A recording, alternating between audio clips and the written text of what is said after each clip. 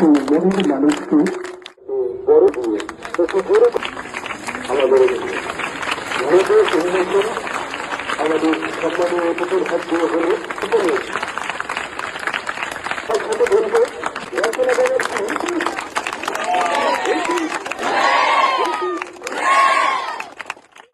আমার তরফ থেকে নমস্কার জানাচ্ছি যারা আমার গুরুজনরা এখানে রয়েছেন আর আমার যারা ভাইরা এখানে রয়েছে তাদের সবাইয়ের জন্য আমার অনেক অনেক শুভ কামনা। নেতাজি সুভাষ ইউথ ফাউন্ডেশনকে আমি সবসময় বলেছিলাম যে আমি তোমাদের পাশে থাকবো, তোমাদের পাশে আছি এবং শুধু তোমাদের পাশে নয় আগামী দিনেও যারা যারা খেলার সাথে যুক্ত আছেন এবং কোন রকম সমস্যার সম্মুখীন হবেন আমি সবার সাথে আছি। আগের বছর তোমরা নেপালে গিয়ে চ্যাম্পিয়ন হয়েছিলে এবং এবছরও তোমাদের যাওয়ার ইচ্ছে এবং তোমরা যাচ্ছ।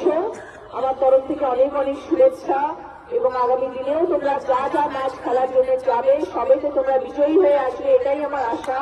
নেতাজি ইউথ ফাউন্ডেশনকে আমার তরফ থেকে আমি 50,000 টাকা অনুদান দিলাম।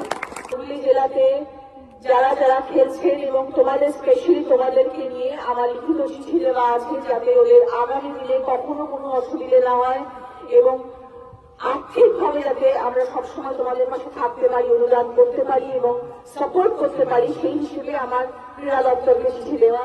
কোন রকম ভাবে কাজ না আটকায়, খেলা না আটকায়, তোমাদের এই পথ চলার পথে যেন কোন রকম বাধা না হয়, তাই জন্য আমার তরফ থেকে এই অনুদান তোমাদেরকে।